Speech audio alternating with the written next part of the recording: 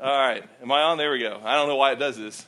But anyway, I was thinking, I told you about this box in our closet.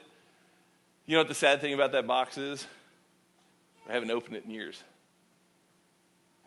Do you get what I'm saying? I haven't opened it in years. You know why? This year, we're going to celebrate 31 years of marriage.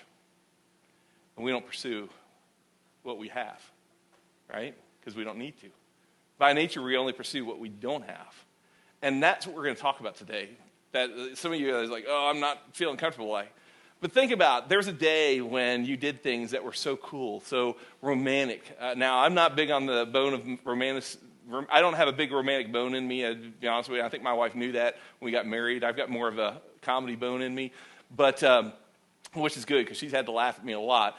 But the truth of the matter is, the pursuit was crazy back when we were first married, but sometimes we let it settle.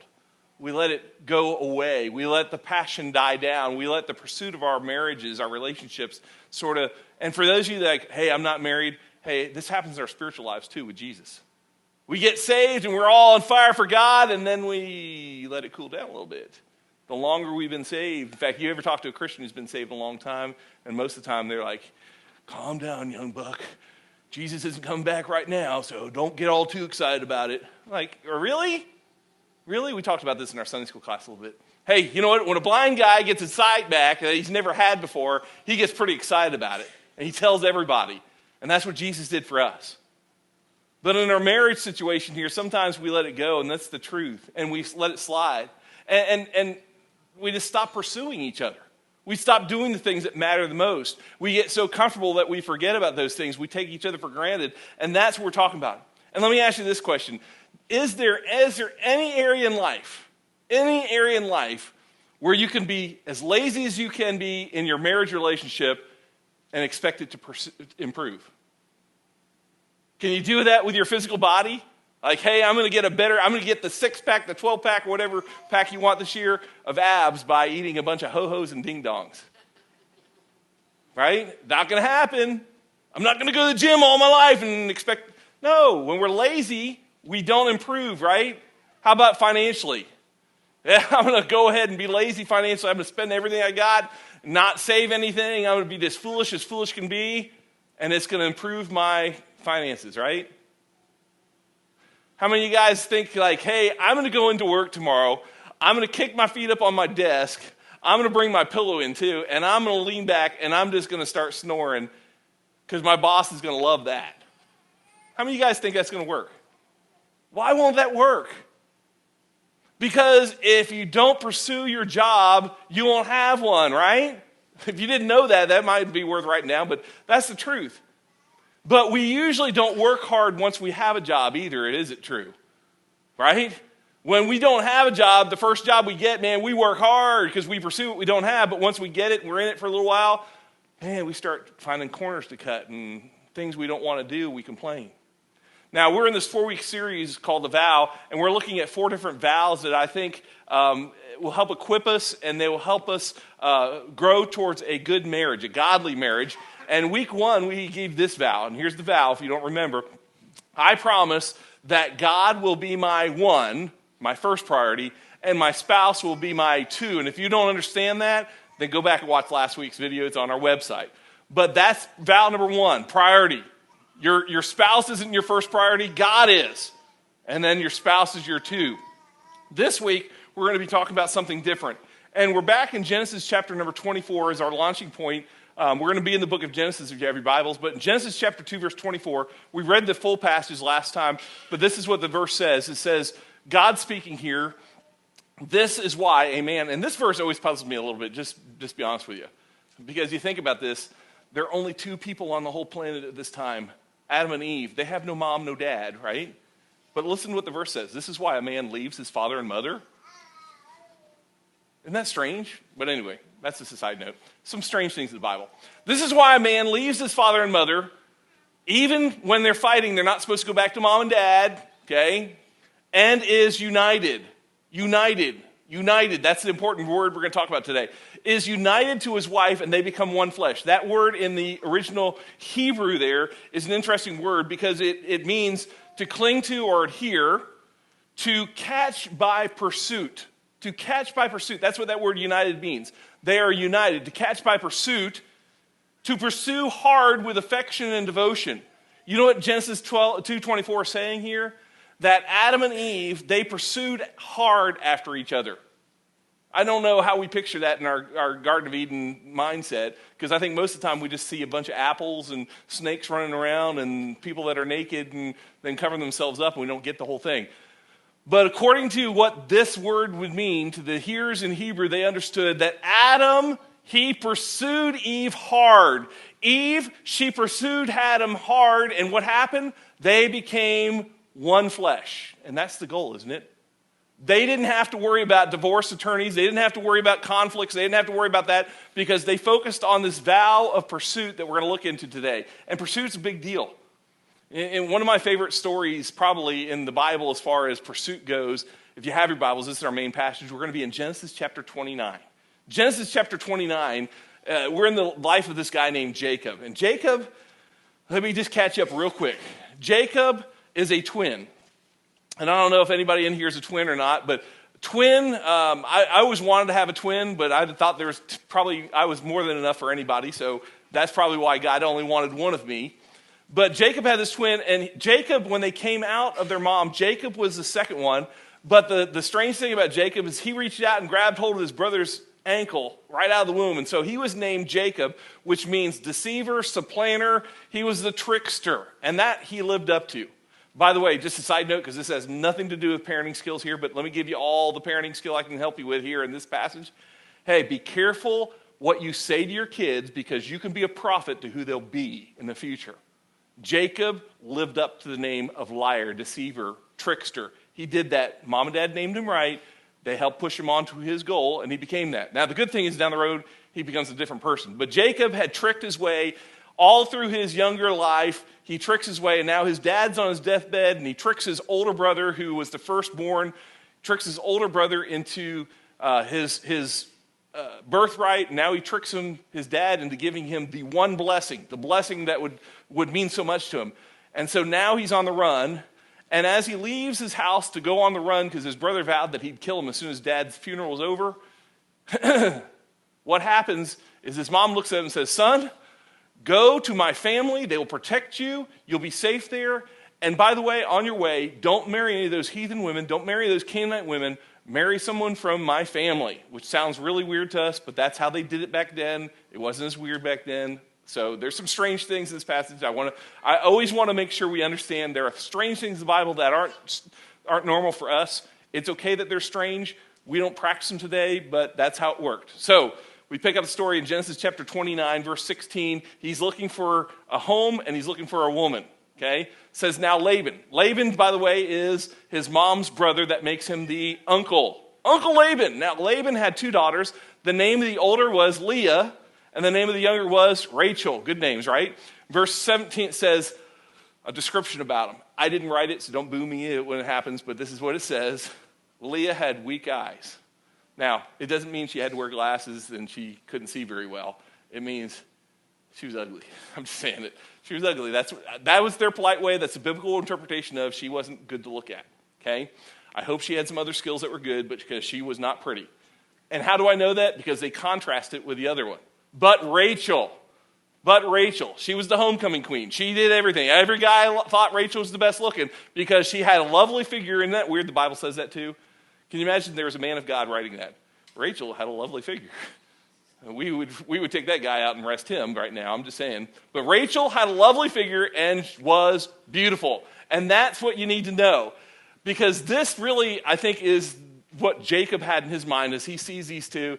And he met Rachel first, and he's like, whew, love at first sight, ding, ding, ding, and I'm going to be a fool for her. And that's really where we pick up. So we go on to the next verse, verse 18.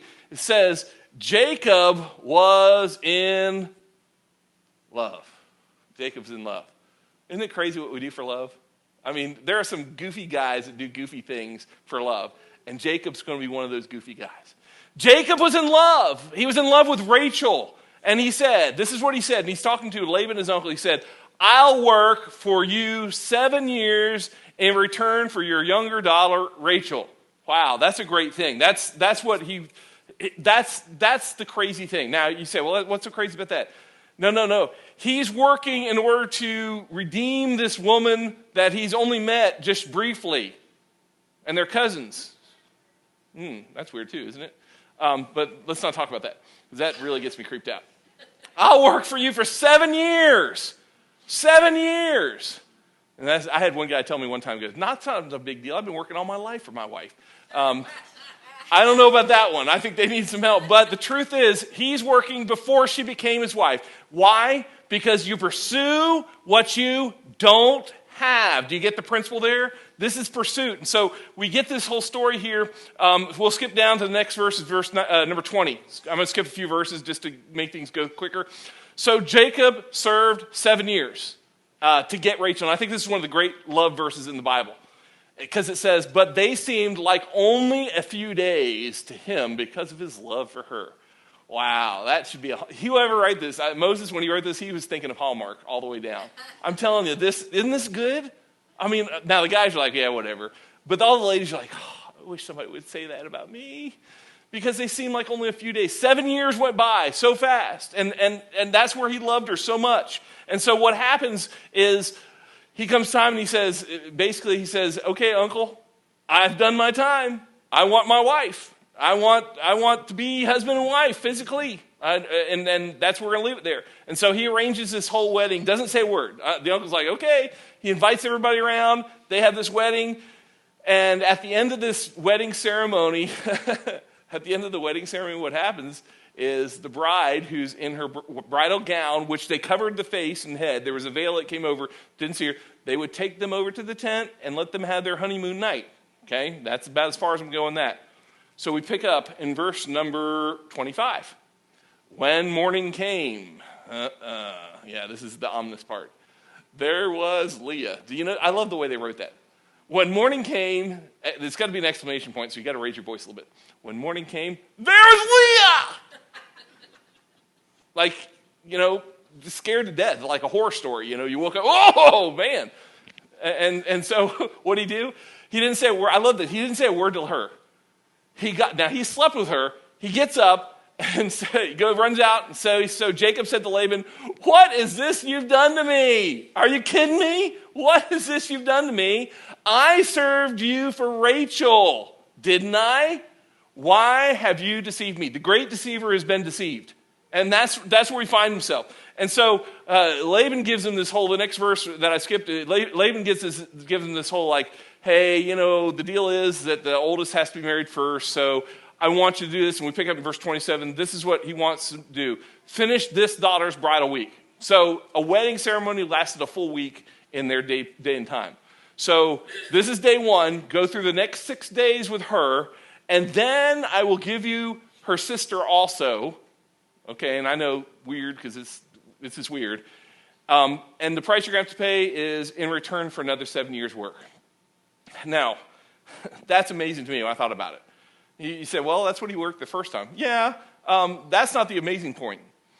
What happens here, and this is what's so unusual, and maybe you've never thought about this.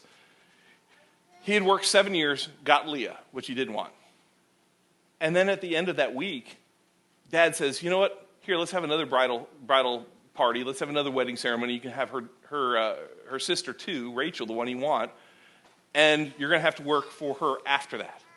What's crazy, I guess, is what I'm trying to point, is he worked for what he already had here. Because it says in verse 30 there, and he worked for Laban another 7 years.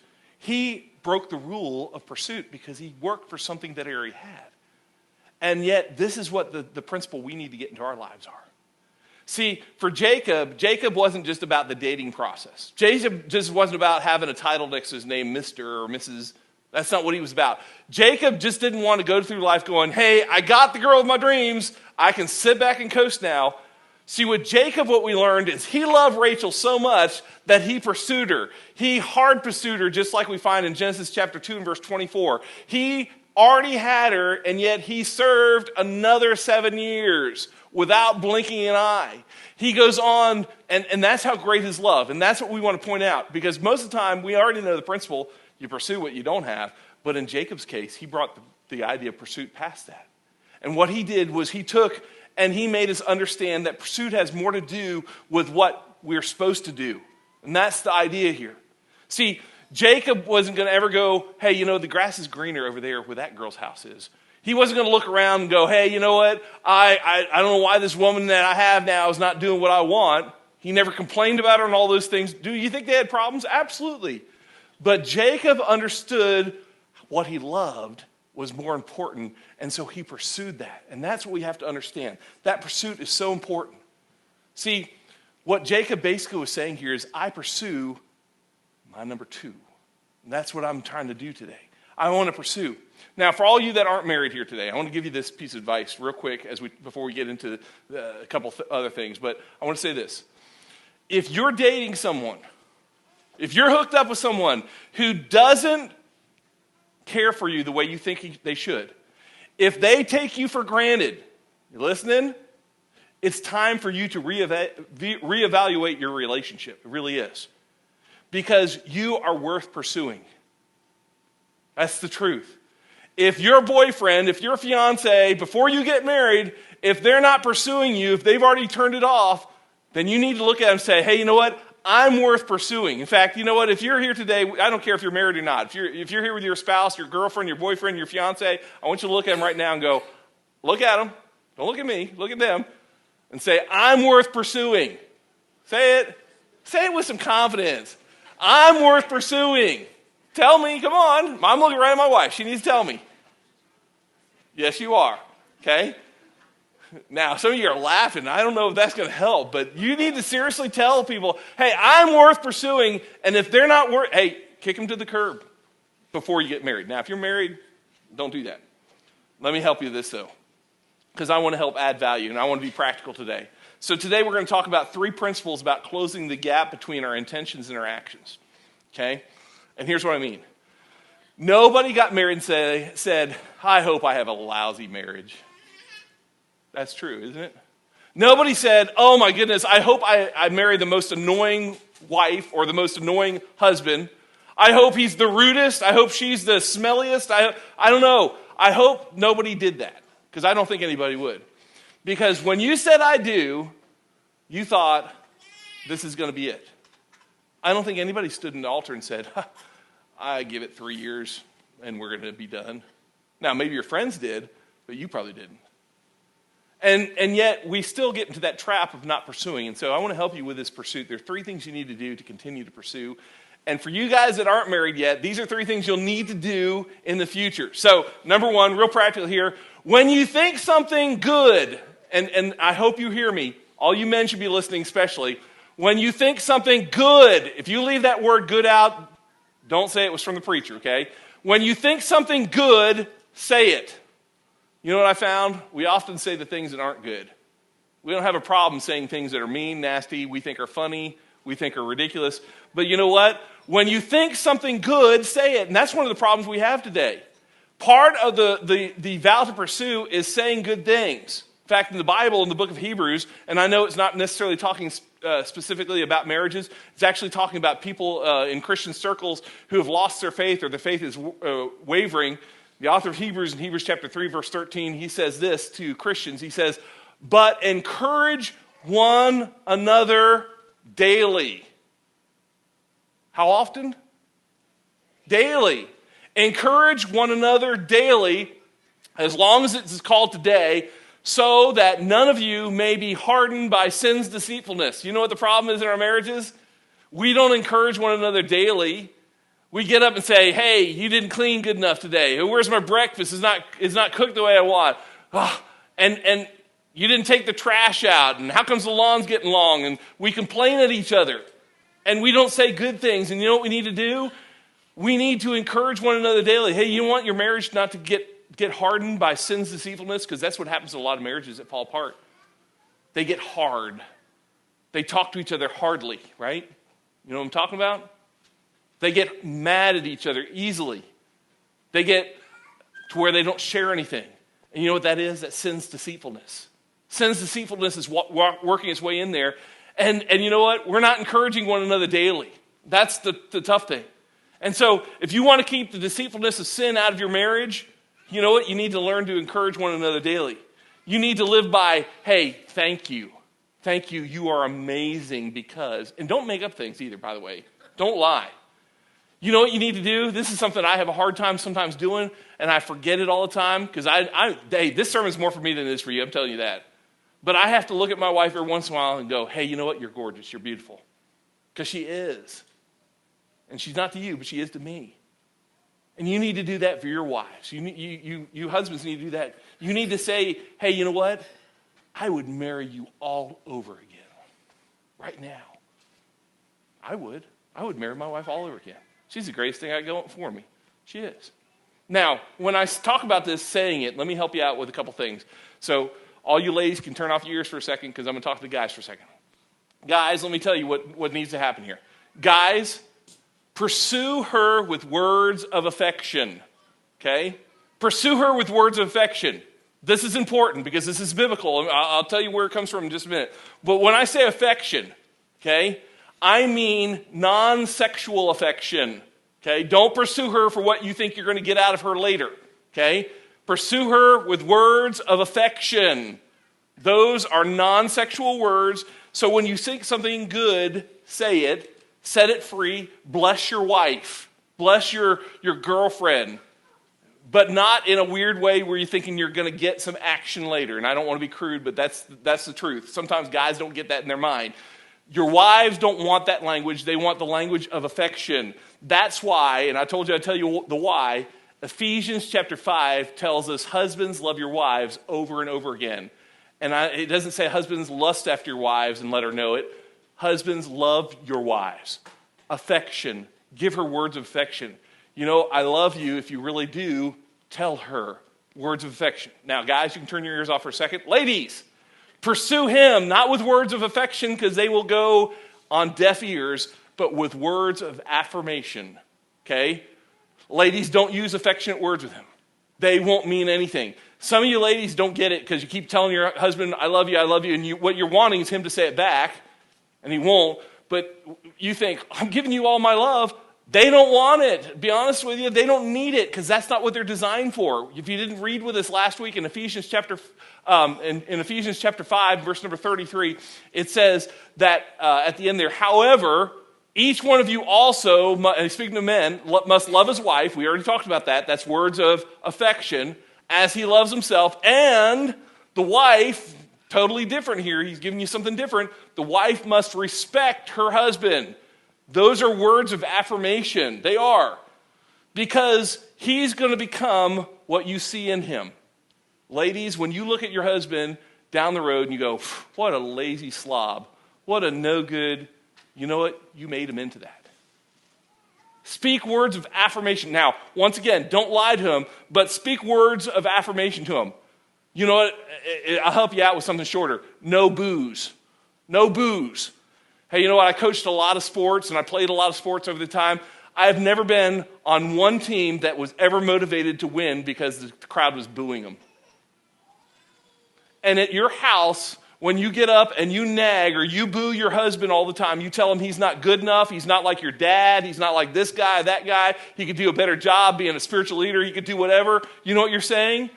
Boo! And nobody wants that. Ladies, speak words of affirmation. Affirm who you want him to be. Don't tell him what he's not. That's defeating. Tell him what he's going to become. Speak some truth into his life. Help him out. And by the way, that's good parenting too. Help your kids out that way. But even if he's not quite there, when you build him up, he'll grow into the man that you want him to become. And that's the whole idea. He'll grow into it spiritually too. And that's the greatest blessing. You can't make him be something he's not. So men, I want you to think about this. Let me sum it up for you. She wants to know every day, do you love me today? I tell you, you know what, men, I almost did this. For all you men, you ought to take a little note, maybe a 3x5 card or whatever, and write it down somewhere. Does my wife know I love her today? And put it somewhere that you see it. Because you just assume she does, and she doesn't. That's probably what my wife would tell me all the time. She doesn't know. And you take it for granted that because you've got what you already wanted, so you're not pursuing her. If you want to pursue her, say something good, tell her Tell her, do you love me today? Answer that question. Tell her you love her. Ladies, your husband wants to know every day, do you believe in me today? Do you believe in me today? That's words of affirmation. They don't need your love. They need your affirmation. Now, love comes with it. We know you're going to do that. But they need you to affirm who they are. Do you believe in me? Hey, they don't want you going, I don't know if you're going to make it happen. I don't know if you're any good at this job. I don't know if you're going to be able to pay the bills. Hey, speak words of affirmation. Do you believe in me today? Those two questions, that's what all you wives should write that question down. Do you believe in me today? Put it somewhere you can remember. Don't try and does my husband know I love him today? No, does my husband know I believe in him today? That's what you need to help him with. Number two, second thing, when you think something special, do it. Okay, the first one was when you think something good, say it. This is when you think something special, do it. Okay, I was just thinking the other day how it would be good if I took my wife out to eat. Then take her out to eat. Don't ignore it. Don't act like you can't do it. When you think of something special to do, when you think of that gift that your wife would love, do it. Buy it. When you think of something you're special, hey, my husband loves good breakfast. Then get up and make it. Do something special. That's the whole idea. And in James chapter 4 and verse 17, let me give you a biblical aspect here. And I know it's not talking about marriage once again, but it still applies. James says this. He says, if anyone, that's a blanket statement. If anyone then knows the good they ought to do, that's the good they ought to do, and doesn't do it, it is sin for them.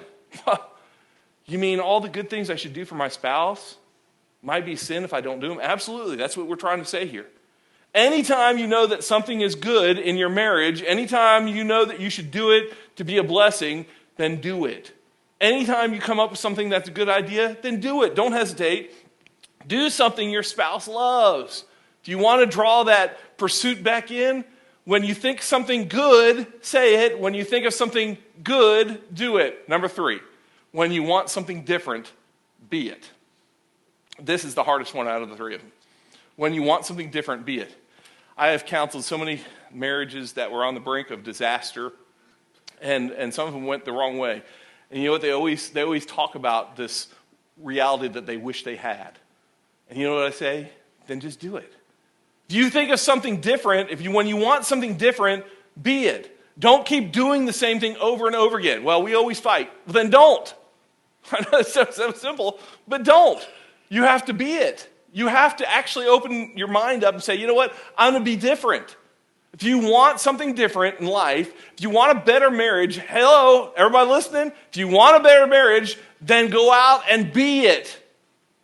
Don't expect it to come to you. It's not going to wake up under your Christmas tree one year and you're going to open this gift and say, oh, here's the gift of a great marriage. No, you have to realize if you want something different in your marriage that is different than every other marriage that's failing out there, then you're going to have to be it.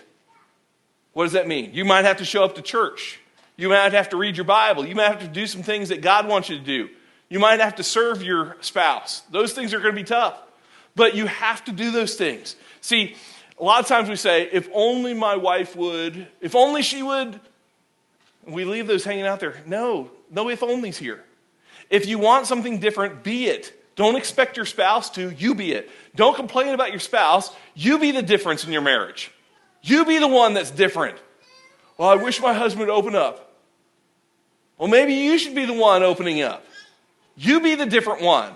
You be the one that he needs. That's the whole idea. Don't gripe about what your spouse is not. Become the person that you are supposed to be, that God intended you to be. And that's the whole idea. Now, guys, once again, let me just shout out to the guys real quick. Guys, take the lead here. Not because you're a male chauvinist, not because it's our biblical mandate. I want you to take the lead because you were created different. You were created to be the leader in your home. Okay? You were created to be the leader in your home. Women are responders, if you didn't know this. And this is a great thing. So women, I'm not talking down about you. Women are responders. In fact, the other thing I would say about women is women tend to multiply. Women are responders, and women tend to multiply. So what you give a woman, they tend to multiply it. When you give them your love, they multiply that by having children. Do you get that? That's a biblical concept, just trying to make sure you understand it. They are multipliers. They are responders. So, guys, you need to lead in the right way. So, just a quick thought here, though. When you give your wife a hard time, you know what she's going to do? She's going to respond because she's a responder, and she's going to multiply it. Did you get that? And all the guys get that? Shake your heads or something so I know you're with me. Hey, you give your wife a hard time, she's a multiplier because that's how God created her to be.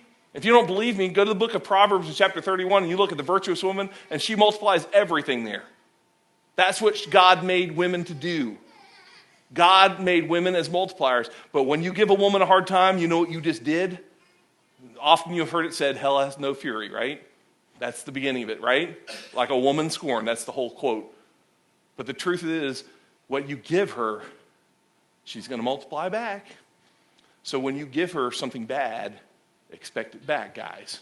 So lead. You need to be the leaders that God created you to be. And with that, let me give you 3 things here quick to finish out. 3 things. Number 1, if you don't like what you're getting, look at what you're giving.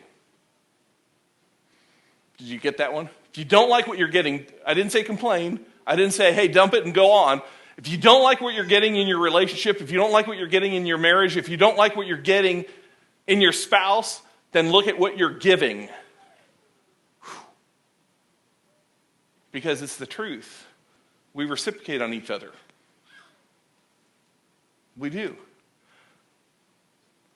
If you don't like what you're getting, look at what you're giving. Number 2, to get what you've never had, you must do what you've never done. And that is important when you apply that to your marriage. To get what you've never had. You say, well, my marriage has never been good. If you want a good one, you may have to do something different. Something that you've never done before. You might have to humble yourself. You might have to serve your spouse. You might have to be different. And that's the whole idea there. To get what you've never had, you must do what you've never done. And then number 3, to get what you once had, and this is the idea of pursuit, to get what you once had, you must do what you once did. That's the idea of pursuit. So many times in marriages, we fall off, we stop dating our wives, we start pursuing them. Hey, you know what? To get what you once had, do what you once did. And there's a biblical precept. Now, stay with me here. The Apostle John, he wrote the revelation of Jesus Christ. And in the first part of that, the first couple of chapters of the book of Revelation, it deals with these letters that God sends to the churches of Asia Minor. They were literal churches, these pastors. And there's this church in Ephesus. And the church in Ephesus was a pretty good church, except for one thing. The Bible says God gives an account of them, and he says, hey, you know what the problem with you? You've lost your first love. And so their problem spiritually was pursuit of God. And in verse number 5, and I know this isn't a marriage verse, and I'm loosely applying it to marriage here, but it's good advice here. He says this in Revelation chapter 2 and verse 5. He says, consider how far, he's speaking to his church, consider how far you've fallen. And you know what I tell you? Guys, ladies, in your marriages, consider how far your marriage has gone. From the day you really had that first warm, fuzzy feeling inside. Consider how far it's come, and then repent and do the things you did at first. Do you get what he's saying here? Repent and do the things you did at first. Hey, you know what, Christian? When you lose your passion to pursue God, you need to repent. And repent means, hey, you know what? I was going this way, but I realized it was wrong, so I'm going exactly the opposite way. Repent and do the things you did at first. Hey, you know what? You want your marriage to be fresh? I don't care if you've been married 80 years. You want your marriage to be fresh? Go back to the way it was when you first started dating. Get that feeling again. Do the things you did at first. Hey, that's good advice for your Christianity, but it's also good advice for your marriage. Do the things you did at first. If you want what you've had before, you have to do what you used to do, and that's the whole idea. Which leads us to finish out today with a vow number 2. Here it is. Vow number 2. Everybody say it with me. I promise to always pursue my 2. Say it one more time. I promise to always pursue my 2. That's the promise God wants you to keep in your marriage. Pursue. Hey, your marriage is tough. It's difficult. I understand. It can be great too, though, if you learn to pursue what God has given you. Pursue your 2, along with God. Pursue God, too, in your spiritual life.